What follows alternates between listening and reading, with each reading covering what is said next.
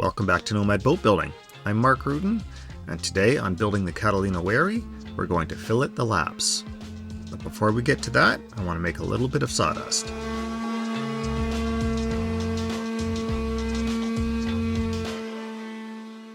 I'm just trimming down the shear of our boat, and I wanted to point out our little blocks here. We glued these on when we were doing our rub rails, and they did a really good job of positioning those rub rails where I wanted them to go and allowed us to work with this very slippery, sticky, disgusting Sikaflex stuff. All these polyurethane glues, these flexible polyurethane glues, I'm not talking about Gorilla Glue or any of those, they can be very difficult to work with just because the viscosity of them is just so dense.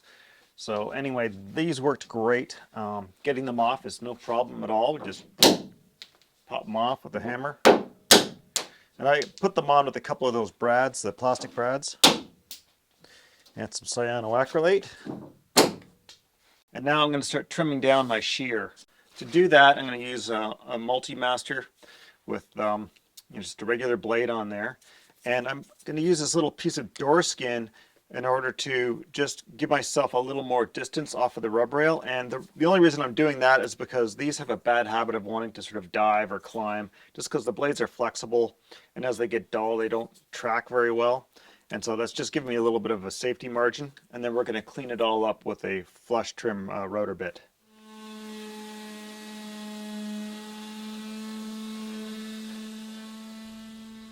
I've often been asked if multi-master tools are worth getting. And I have to say, until I got one, I couldn't appreciate them. I'd say that if you're doing boat repairs, they are vital. I went for many, many years without one, and when it comes to new construction, I would say they have limited application. When it comes to repairing stuff, they can do things that other tools simply can't do. Now, they're not a magic bullet for all applications, but they are a really, really useful tool to have in your arsenal, and well worth the money. Now, I'll say this about expensive ones versus cheap ones. The one I have here, which is the Fine Multi-Master, was the first one to come onto the market. They held the patent. It was expensive in its day at about $400 or $500, I think, but I did not regret buying that, and I bought that about 20 years ago when that would have seemed exceedingly expensive. Now, I've tried some cheaper ones, and I found that they work just fine.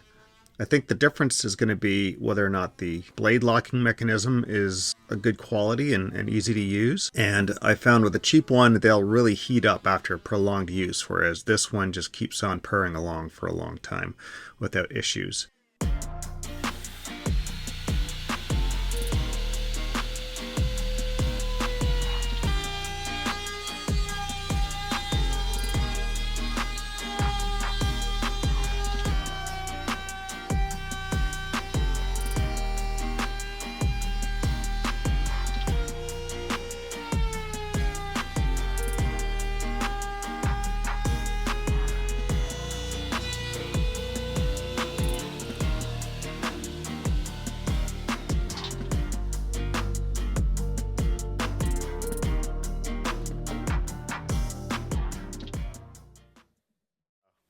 I want to squeeze a little fillet of epoxy in alongside the cheeks of the stern post. It's a real tight spot. I'm going to try my piping bag technique. I've made the bag a little more slender than normal. And I want to try and put an applicator into the bag. I'm going to use a straw. Now, I have no idea if this is going to work. I'm mixing up more epoxy than I need for the joint just because I want to make sure I can squeeze it down through the hole properly. This could be a complete disaster. And then for tooling it out, I basically have another straw, a larger one, although I'm hoping this one can just sort of deliver it into the hole. I just wonder if I should even try clipping it.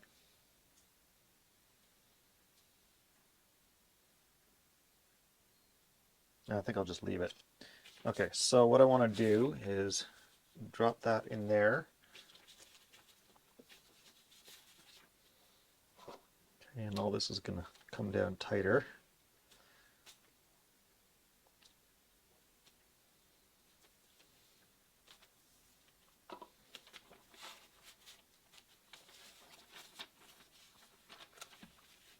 Here's the part where it could be like a complete disaster.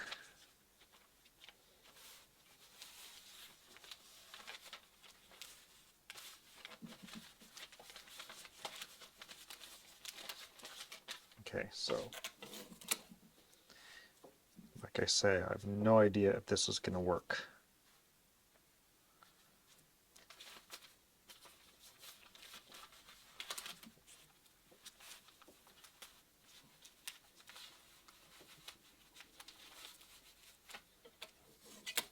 My worry, of course, is that the straw just comes spitting out with a pile of epoxy.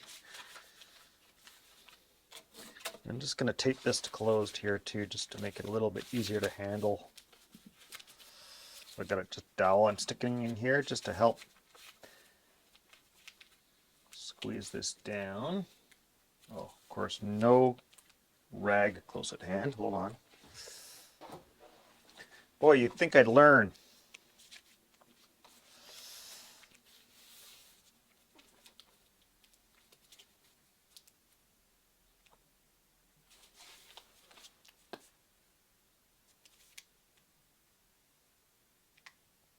Come on.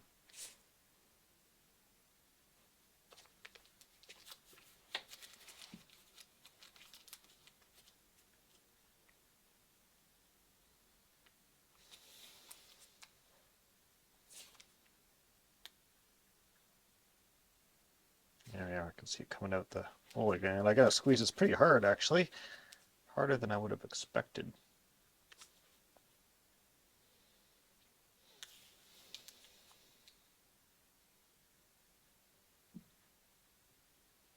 Okay. Here goes nothing.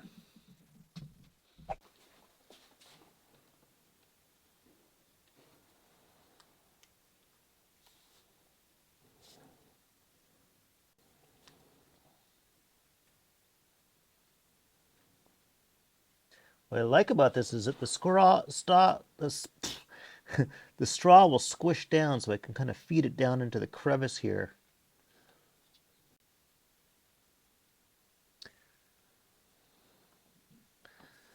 Okay, so far so good. Hopefully, I don't know if I've got enough epoxy in there for tooling, but we'll find out.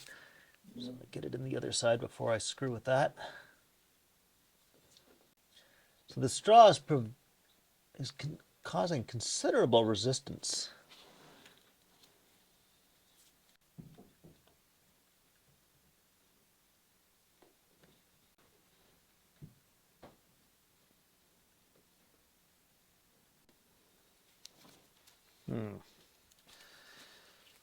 Well, not this sort of, I'm not able to lay down this sort of smooth bead I was hoping I could, but At least I'm getting it into a crevice I would not get it into otherwise.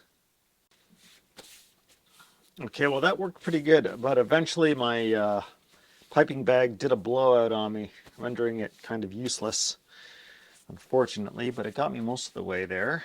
Got a few spots to fill yet at the stem, but let's move on to trying to tool this out back here. Okay, I've just got I'm going to try back here is I've just got a straw, a big bubble tea straw. I'm going to just try dropping it in here and see if it'll work to smooth this out. Oh, very nice. Very nice. Interesting.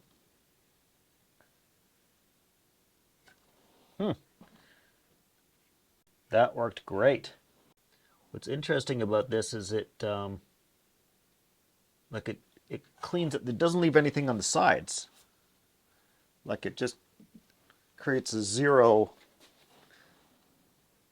I don't know the word for it. It just like completely conforms to the edges and just leaves the bead behind. Can't see what I'm doing very easily though. Given a tight squeeze, that is a remarkably good little fillet in there. There's one little spot right near the bottom that I can't quite get though. Let's try one more time. Of course, the more I go at it, the more the straw starts to suffer. Okay, I better stop. Yeah, I better stop screwing with it. Better than expected. All right. Is there ever a day where we don't try something new? I don't think there is. Today we're going to fillet the inside of the plank laps. We've got the applicator tool for our epoxy in a tube, and I'm using West System this time because I don't have any Total Boat in a thickened version. So this is what's available to me locally, the 610. I've used it before. It seems to me it's like virtually identical to the Total Boat stuff. And you know what, me, I'm a big West System fan. Good product, support, and local availability. Don't worry about what's necessarily the very best in all matters. Consider what's available to you locally and economically, because it doesn't make any sense to ship stuff from across the world if there's something available locally that works pretty good. So I'm just going to crack this open. There's a little plug in the end here that you need to put back in if you want to keep this guy around, and I'll sort of mark one side of that and mark the tube itself, because these could go either way, and you can glue that thing in pretty easily. Not that it stays glued in, but seems like a good thing to avoid. So what I've done is I've got this little bit of tubing here that I'm sticking on the end of the applicator, the mixing wand, and I'm going to tape this in place. I just want to get the orientation right before I do that. So we've cracked that open. Looks good. Well, I think I just need to put this in the gun first. One thing I find with these epoxy tubes is they don't fit my gun very well, and I'm very partial to my gun. There we go. In order to get these epoxy tubes to fit in, I had to open up the little notch here a bit. So screw that on. Okay, there we go. And of course, it never occurred to me, no matter what orientation I have it on, I could rotate it to fit, but no, I can't. Yeah, the end of the nozzle here is very limited, and it limits itself into where it can fit into my gun. So let's see, how's that going to work? I tend to like a slightly sideways approach for some reason. I don't know why. Just the ergonomics of it. Okay, that looks good. So let's hope that this guy stays put. This is what I'm not 100% sure about.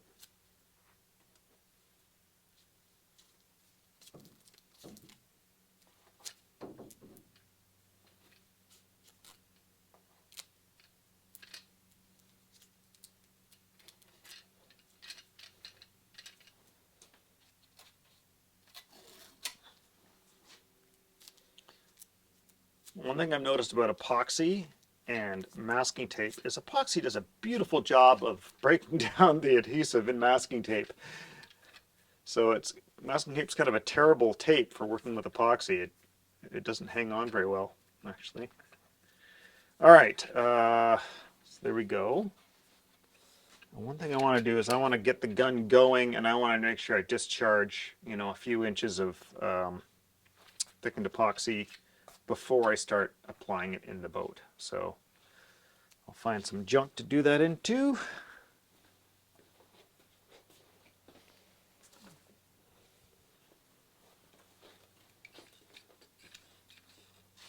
And I'm doing this for speed because I really don't feel like screwing around with mixing and stuffing it in piping bags, and there's just a lot of seam here to do. Okay, let's give it a shot. Now I fully acknowledge that this applicator I've created may not be the right tool for the job, but we'll give it a shot.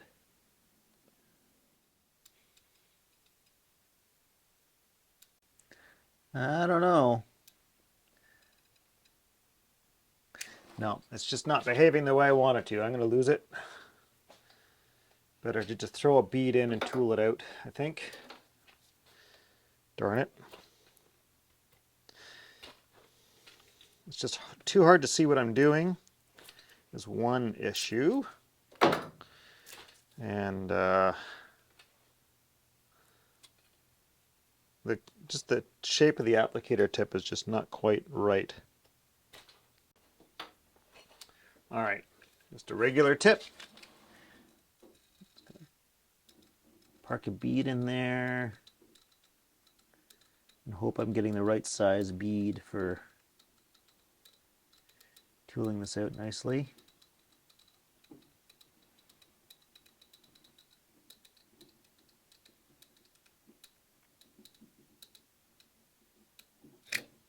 I'll stop there and just test it.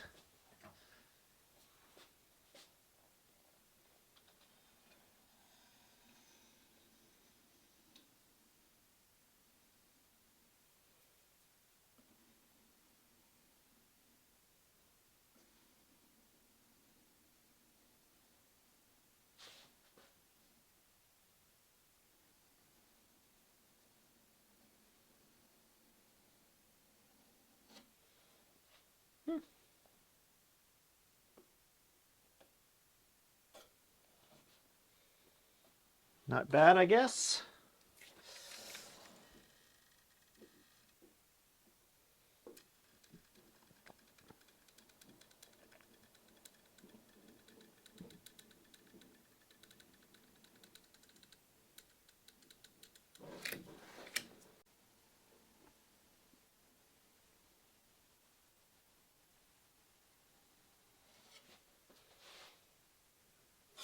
So I'm getting a little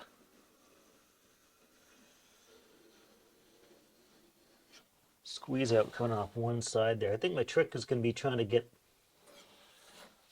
this tooling done without leaving too much of a ridge on the inside. And that's kind of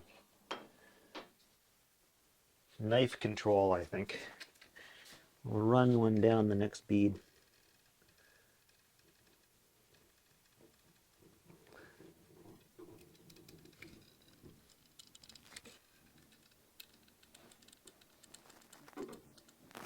You want just enough epoxy so that when you tool it down, it forms your bead without too much squeeze out. And that's the tough part.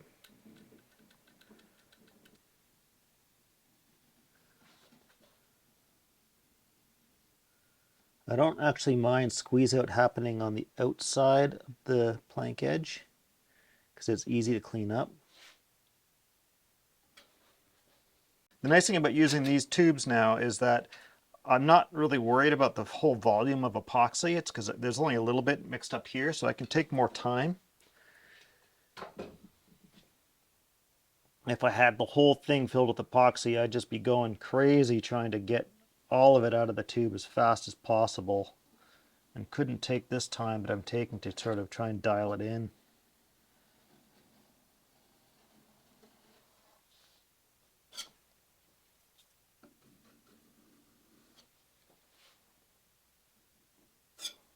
If there's anything that's making for a rough fillet, it's just like the edge of the plywood that may not be 100% super smooth. Don't think there's any avoiding that. Okay, but I think for the most part this is working all right. Hopefully the cleanup won't be too ugly. I'll just keep on going. All right, I've managed to come up with a bit of a routine.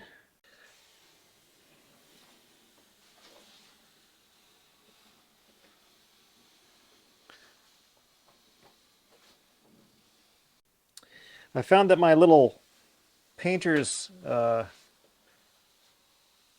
palette knife is not really doing the job for me on these fillets. It was sort of jumping around too much. It was too hard to clean it to get it to sort of touch the surface of the planking properly, and in some places it was a bit too small for sort of getting the fillet into the actual joint. So I kind of switched up techniques a little bit, and I've switched to using a plastic trowel, and I've rounded off a couple corners here, one with a slightly larger radius than the other. And I got this idea a bit from my I have an uncle who's a career carpenter, and so he tuned me on to some little silicone little tooling devices that you could get for doing silicone caulking. And I thought, yeah, I don't know, maybe. We've always been tongue depressor guys in the boat industry for working with epoxies, but I thought as I was doing this, I was thinking, actually, that might work pretty good. And so what I've switched to doing is using that. Now I'll show you what I'm doing here. Actually, I'm just going to do a quick little touch up right here. And on one hand, what I'm doing kind of almost horrifies me, and on the other hand, it's just working fine, so I'm living with it. Okay, so, and I think my caulking tube's about to play out, but got a caulking into the crevasse here. We want to try and really kind of fill it up fairly well.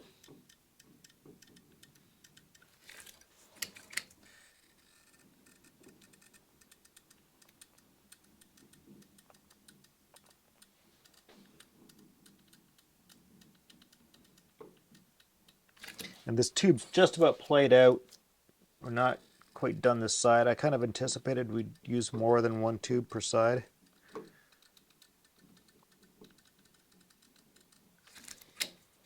And I'll just show you, if you didn't have a caulking gun, a good way to apply epoxy to these fillets. But I'll be showing you that on the back end of this little job here.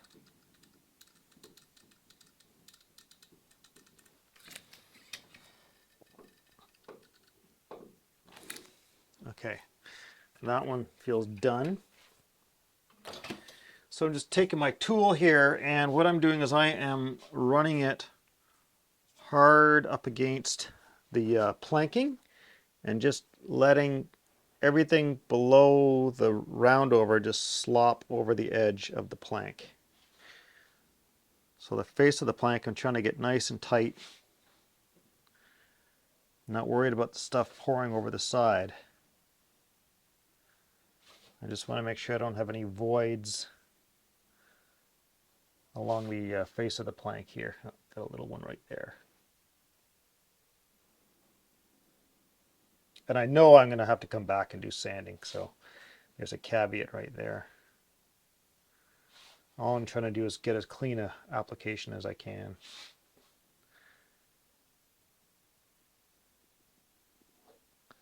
Okay, there we go. And so now, taking a regular putty knife, okay, I'm just going to do this. I'm just cleaning up until that knife feels like I can't do it safely anymore. All the way. So now we got all of this. I'm just going to deliver this back onto my putty knife here. Okay, if you didn't have the caulking gun, I would just take my knife here and get a little nibble on there, just picking up small bits, just enough to fill that hole. Not worried about the little blobs between strokes here. Just as long as you're putting in more than the finished fillet is going to be. And it's relatively fast, actually.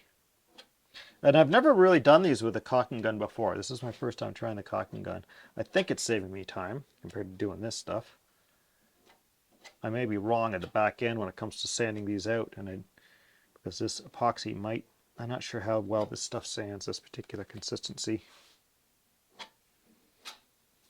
Okay, and that's just about played out. And each time I'm done, I stop and clean off my tools.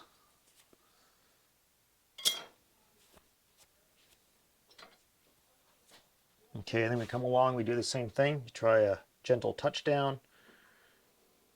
We start tooling.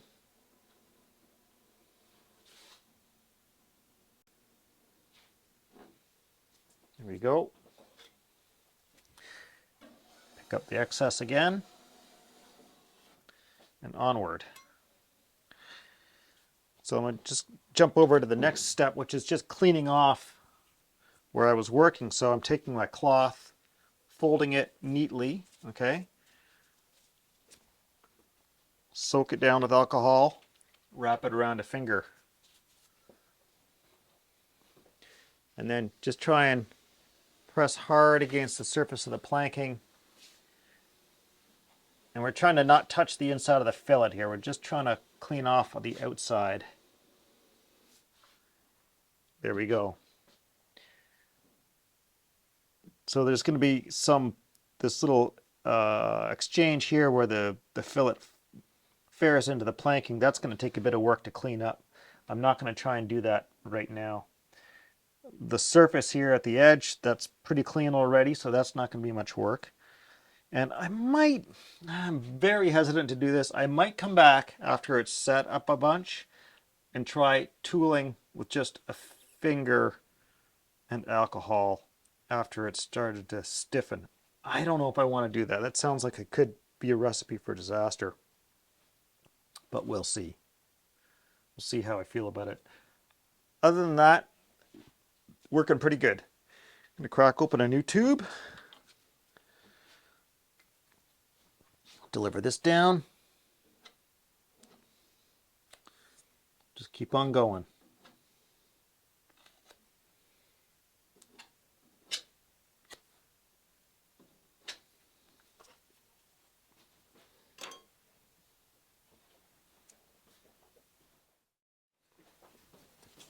Okay, so some of the benefits of doing this, well, it seals up the plank edges, so that's a good thing regardless. It bulks up the joint, so we're probably increasing the size of this lap joint by I don't know, 25% or something at the very least, because that fillet just spreads out the load. So we end up with a stronger boat. But the thing I like about it best is, especially a boat like this, it's going to be used for beach cruising. It's going to be used on sandy beaches a lot. It comes down to cleaning and maintenance. So every time you go to clean out your boat, all these laps you're going to be able to, they're not going to pick up sand. They're not going to fill up with sand and dirt. So it's going to be easy to clean it out. When it comes time to do maintenance, when it comes time to paint it, all these laps are way easier to paint than if they were a hard edge, just because sanding out the paint in that area is easier. When you apply the paint, it doesn't pool along that edge the way it would if it were a hard joint.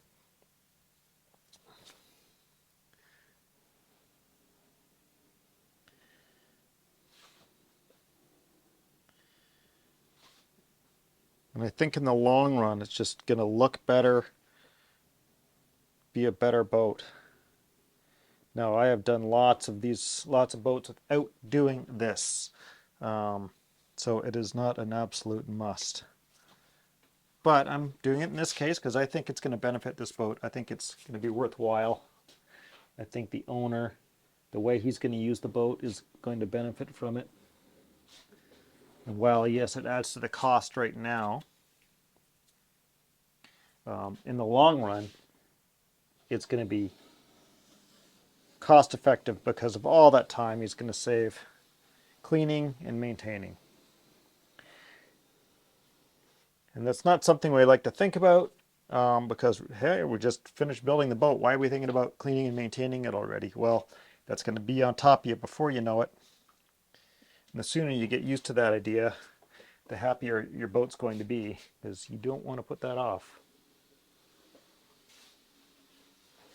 There's nothing I hate worse than seeing a boat that was, sent out the door looking beautiful, but somebody was afraid to do the maintenance on it, and then the varnish breaks down and the paint breaks down, and then next thing you know, the boat's looking terrible, and the owner's wondering, why is my boat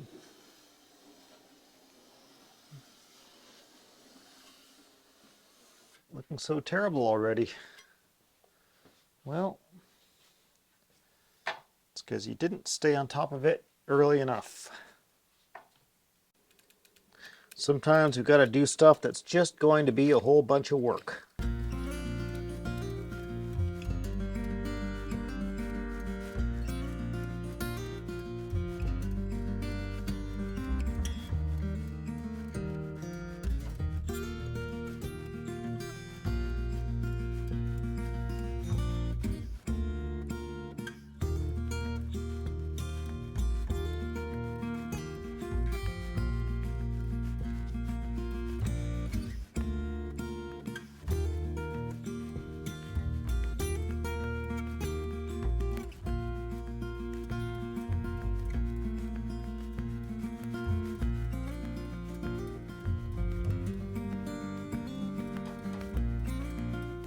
Now in the next episode, we're going to start framing out this boat. I'm going to show you how to spile and fit sawn frames. Now I want to remind you that these videos are not supported by anybody but viewers like you through Patreon. So if you can join me on Patreon, I really appreciate that. You can find links in the corner and down in the description. Now before I can get onto the framing, I've got a whole lot of sanding to clean up the fillets in this boat. And while I'm doing that, maybe you want to watch this video about filleting the bushy dory. Hopefully that'll keep you busy while I take care of all this grunt work, and I will see you next time on Building the Catalina Wherry. See you later, folks.